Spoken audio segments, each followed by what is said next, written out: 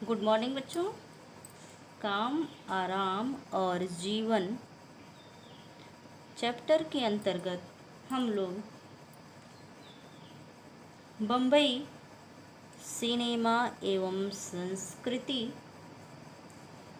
की दुनिया और सपनों का चकाचौंध शहर नामक टॉपिक पर आज प्रकाश डालेंगे। जब भी बम्बई का जिक्र आता है तो हमारे मन मस्तिष्क में सपनों का शहर नजर आने लगता है। कैसा शहर बच्चों? सपनों का शहर यानी माया नगरी, मायापुरी का जो छवि है वह हमारे आँखों के सामने दिखाई पड़ने लगती है, यानी गुजरने लगती है आँखों के सामने से। तो जब भी बम्बई का जिक्र आता है उसके फिल्म उद्योग की भी चर्चा होती है, जिसकी वजह से ही फिल्म उद्योग की वजह से ही बम्बई को माया नगरी या मायापुरी कहा जाता है। माया नगरी या मायापुरी का मतलब क्या है? सपनों का शहर बच्चों, माया की नगरी या माया की पुरी। तो माया क्या है? एक प्रकार का स्वप्न है। तो इसीलिए इस महानगर का नाम भी क्या है? माया नगरी। किसके आधार पर है बच्चों? फिल्म के आधार पर, फिल्म सिटी के आधार पर ही बम्बई को माया नगरी या मायापुरी के नाम से जाना जाता है। बम्बई फिल्म उद्योग सबसे पहले तब सामने आया जब 1896 में हरिश्चंद्र सखा राम भाटवाडेकर ने बम्बई के हैंगिंग गार्डन्स में हो रही कुश्ती के मुकाबले के एक दृश्य को कैमरे में कैद कर लिया और यही भारत का सबसे पहला चलचित्र था। तो माया नगरी का पहला चलचित्र कौन सा था बच्चों? हरीश चंद्र सखा द्वारा बम्बई के हैंगिंग गार्डन्स में हो रही कुश्ती के मुकाबले के एक दृश्य को कैमरे में उतारने का चलचित्र जो है वह पहला चलचित्र था। उसके बाद दादा साहब फाल्के, इसलिए उस चलचित्र का नाम क्या है? हरिश्चंद्र। तो पहला चलचित्र क्या हुआ? हरिश्चंद्र।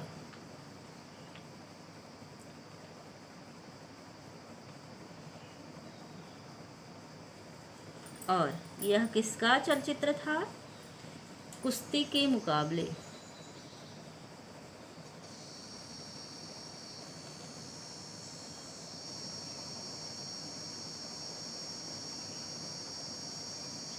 और यह कहाँ हो रहा था? हैंगिंग गार्डन में हो रहा था।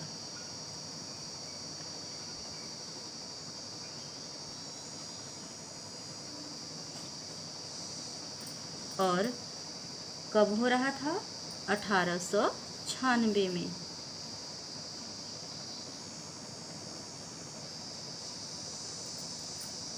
तो बच्चों 1896 में हरिश्चंद्र सखा राम भाटवाडेकर ने बम्बई के हैंगिंग गार्डन्स में हो रही कुश्ती के मुकाबले के एक दृश्य को क्या किया?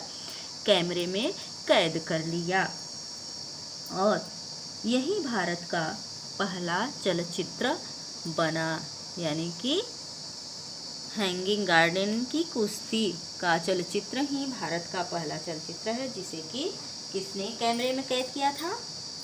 हरिश्चंद्र सखा राम भाटवाडेकर ने, इसीलिए इस चलचित्र को क्या कहा जाता है, हरिश्चंद्र नाम दिया गया है। तो और इसके पश्चात क्या हुआ कि दादा साहब फाल्के ने सन 1913 में राजा हरिश्चंद्र फिल्म बनाई। ये पहली चलचित्र थी।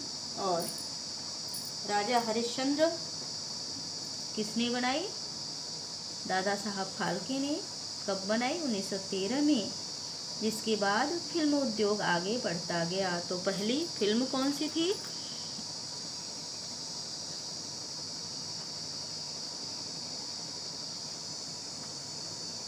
राजा हरिश्चंद्र।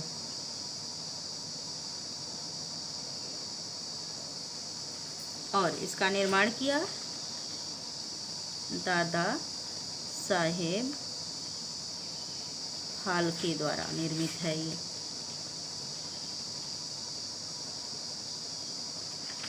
दादा साहब फाल्के द्वारा 1913 में बनाई गई है।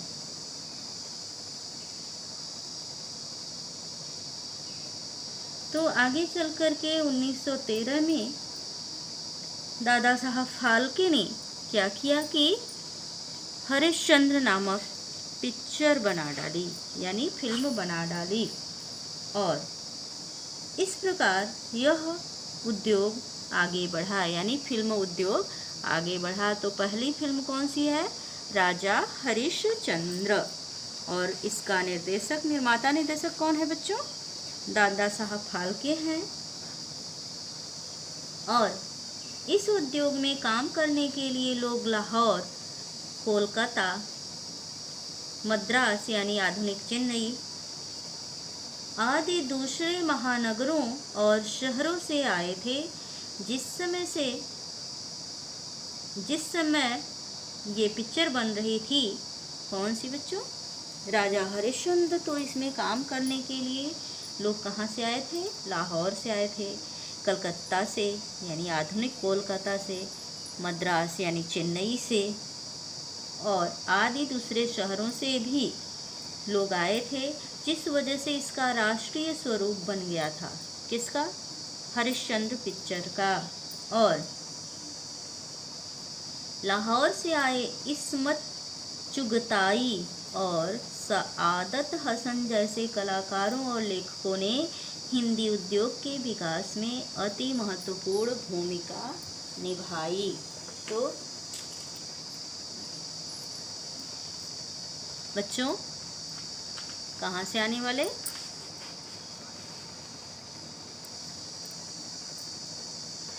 लाहौर से आने वाले किसने, इस्मत चुगताई और सआदत हसन ने हिंदी में अति महत्वपूर्ण भूमिका अदा की लेखन कला में।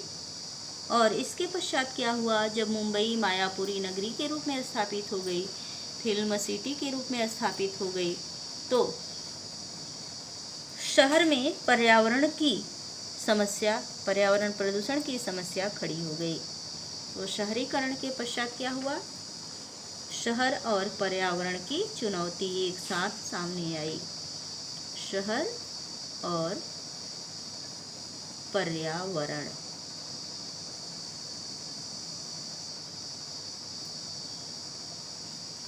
तो ये चुनौती एक साथ आई सामने। एक तरफ शहरीकरण हो रहा था,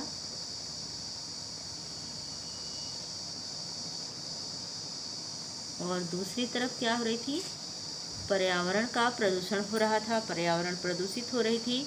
तो ये दोनों चीज़ें एक साथ हुई। किस प्रकार हुई, अब हम इसके विषय में चर्चा करते हैं। शहरों की वजह से क्या होता है, आप सभी जानते हैं कि शहरों में अत्यधिक घनी आबादी होती है, क्योंकि गांवों से लोग रोजगार की तलाश में, उच्च शिक्षा प्राप्त करने के लिए, नौकरी करने के लिए, व्यापार करने के लिए शहरों की ओर पलायन करते हैं। इसलिए क्या होता है कि घनी आबादी हो जाती है। शहरों की वजह से पर्यावरण को काफ़ी नुकसान पहुंचा है। ज़मीन की ज़रूरत को पूरा करने के लिए जब घनी आबादी हो जाती है तो क्या होता है, लोगों को रहने के लिए आवास चाहिए होते हैं। तो इनकी ज़रूरतों को पूरा करने के लिए प्राकृतिक आयामों को समतल किया जाता है। भूमि की प्रकृति क्या है बच्चों? आप सभी ने देखा है, आप सभी जानते हैं कि भूमि उबड़ खाबड़ होता है, कहीं पर ऊंचा कहीं पर नीचा होता है। किंतु शहर को बसाने के लिए जनता को आवास उपलब्ध कराने के लिए भूमि को समतल करना पड़ता है और फिर कॉलोनियाँ बसाई जाती हैं, कॉलोनियाँ बनाई जाती हैं। तो शहरों में कचरे और गंदगी से हवा और पानी प्रदूषित हो जाता है। आप लोगों ने शहर में जाते हुए देखा होगा कि प्रेजेंट टाइम में सड़कें बड़ी तेज़ी से बनाई जा रही हैं। हवा में धूल ही धूल दिखाई देता है बच्चों। क्यों दिखाई देता है? क्योंकि सड़कों को काटा जा रहा है, छाटा जा रहा है। सड़कों के निर्माण में विभिन्न प्रकार के पदार्थों को सड़कों पर धरातल पर गिराया जा रहा है, उसे सड़क का रूप दिया जा रहा है। और ये चीज़ें जो है, धूल है, बालू है, सीमेंट है, ये हवा में उड़ते हैं और हवा भी प्रदूषित होती है और साथ ही जल स्रोत भी प्रदूषित हो जाते हैं। तो ठीक उसी तरह से जब बम्बई मायापुरी के रूप में, बम्बई ही नहीं विश्व के जो शहर स्थापित हुए उनमें जनसंख्या तेज़ी से बढ़ी और साथ ही पर्यावरण को भी चुनौती जनसंख्या द्वारा उपस्थित कर दी गई। और शहर में हमेशा क्या होता है, शोर शराबा होता रहता है, न तो रात का पता होता है न दिन का पता होता है। लीड, इस ब्रांड, फोर्ड एयर, मैनचेस्टर जैसे औद्योगिक शहरों में चिमनियाँ काला धुआं फेंकती रहती थी, जिससे वहाँ शाम में कोहरा छा जाता था। तब सायंकाल में क्या होता था, पूरा वातावरण कोहरे के आवेश में आ जाता था।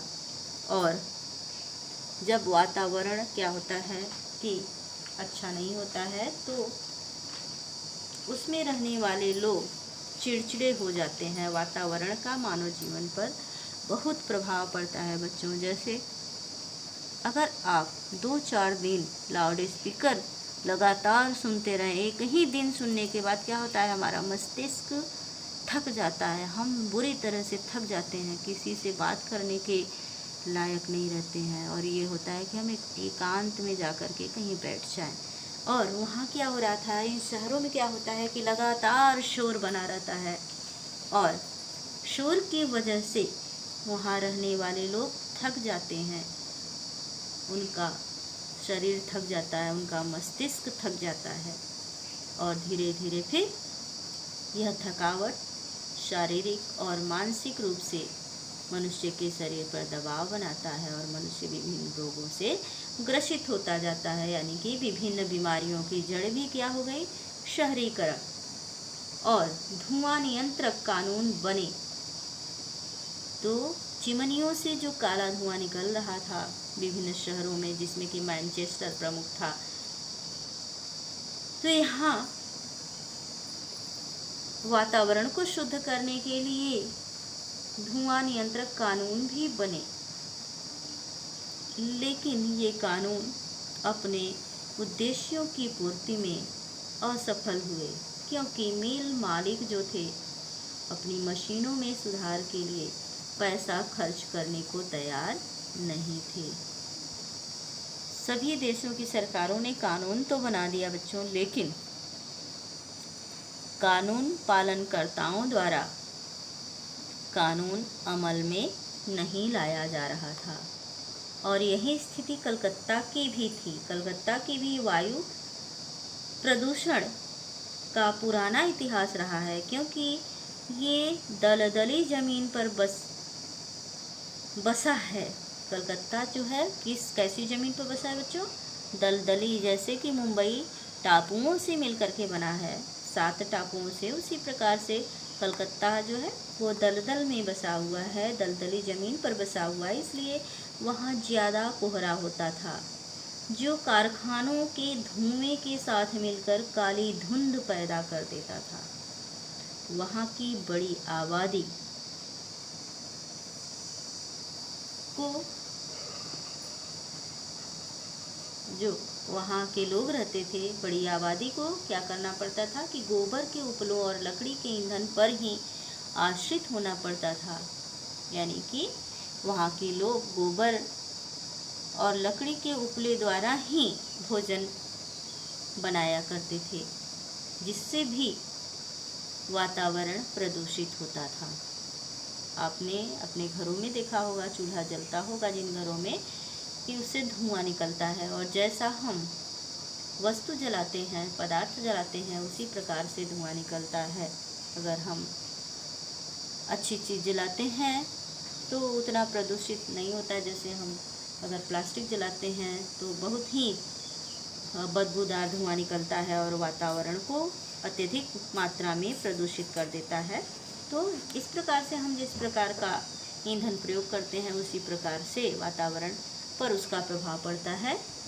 लेकिन समस्त जलाई गई वस्तुओं से धुआं निकलता है।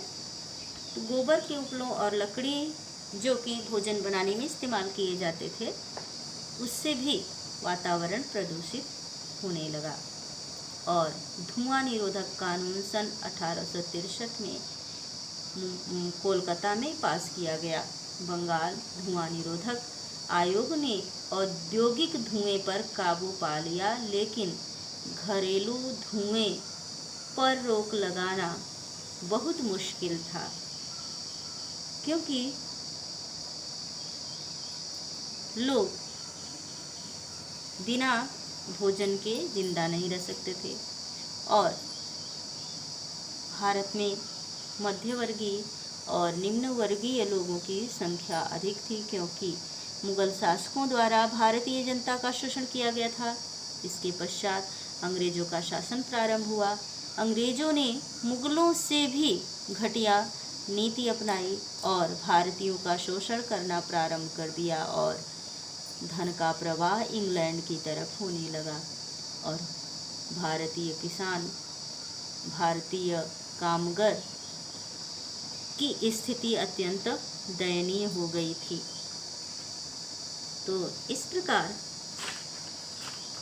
भोजन बनाने के लिए अगर धुआं निरोधक कानून पास कर दिया जाता तो जनता बिना भोजन के मर जाती, क्योंकि भोजन बनाने का मुख्य आधार क्या था बच्चों? उपलियाँ होती थी, लकड़ियाँ होती थी। इसलिए फैक्ट्रियों के चिमनियों पर तो अंकुश लगा धुआं निरोधक कानून बनाकर, किंतु घरेलू उपकरणों से धुआं ज्यों का त्यों निकलता रहा और पर्यावरण प्रदूषण की समस्या गहन होती चली गई। तो इस प्रकार हम देखते हैं कि शहरीकरण द्वारा जहाँ मनुष्य के जीवन में, मनुष्य के रहन सहन में परिवर्तन हुआ, मनुष्य का जीवन विलासितापूर्ण हुआ, मशीनों का जैसे जैसे प्रयोग बढ़ता गया, मनोरंजन के साधनों में परिवर्तन होता गया,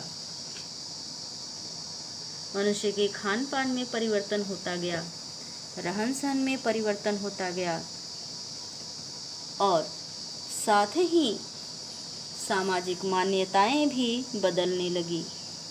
रूढ़ियाँ जो थी सदियों से, जो हमारे समाज में चली आ रही थी, मानव समाज में, वह समस्त विश्व में टूटने लगी।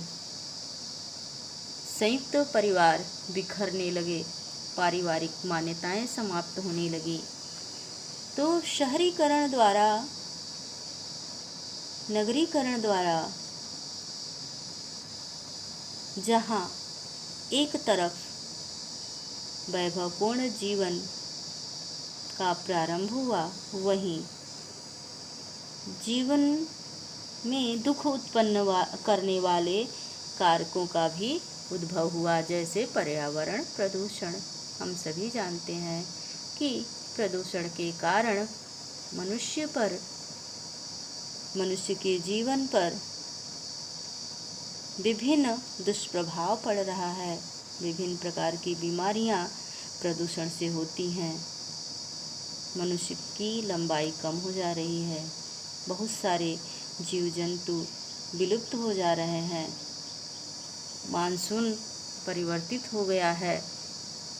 यहाँ तक कि मिट्टी की उपजाऊपन क्षमता धीरे धीरे घट रही है और जल स्तर घट रहा है। धरती का तापमान लगातार बढ़ रहा है। ओजोन परत क्षीण हो रही है। ये सारी समस्याओं की जड़ क्या है बच्चों? शहरीकरण है। शहरीकरण की, जैसा कि आपने चैप्टर के स्टार्ट में पढ़ा कि शहरीकरण के पूर्व भी मनुष्य आयात निर्यात करता था, भोजन करता था, वस्त्र पहनता था, सुखमय जीवन व्यतीत करता था। लेकिन उस समय न तो पर्यावरण प्रदूषण की समस्या सामने थी, ना ही किसी भी प्राकृतिक संसाधनों के उपभोग की समस्या सामने थी। ऐसा क्यों था बच्चों? क्योंकि मनुष्य सादगी का जीवन व्यतीत करता था। मनुष्य की आकांक्षाएं कम होती थी, अभिलाषाएं कम होती थी। मनुष्य के प्रयोग में लाई जाने वाली वस्तुओं की संख्या कम होती थी। इसलिए सीमित आय में भी मनुष्य सुखपूर्वक जीवन व्यतीत करता था। किंतु आधुनिक समय में जैसे जैसे उद्योगों का विकास होता जा रहा है, शहरीकरण होता जा रहा है, दिखावा बढ़ता जा रहा है और दिखावे के चक्कर में आकर मनुष्य का जीवन मनुष्य द्वारा ही नरक की ओर ढकेल दिया जा रहा है। यानी कि समस्त प्राकृतिक स्रोतों पर मनुष्य द्वारा दबाव बनाया जा रहा है। इसीलिए जैसा कि माल्थस का सिद्धांत है बच्चों कि प्रकृति अपना संतुलन स्वयं कर लेती है। माल्थस ने ये लिखा है कि प्रकृति क्या करती है, जब उस पर अत्यधिक बोझ पड़ता है तो अपना संतुलन स्वयं कर लेती है। तो आजकल वही हो रहा है। पहले क्या था कि उद्योग धंधे सीमित मात्रा में हुआ करते थे। अब उद्योग धंधे हर देश में चरम बिंदु पर है। पर्यावरण प्रदूषित हो चुका है, पूर्णतः प्रदूषित हो चुका है, हम सभी जानते हैं। फिर भी वनों का उन्मूलन किया जा रहा है। क्यों? क्योंकि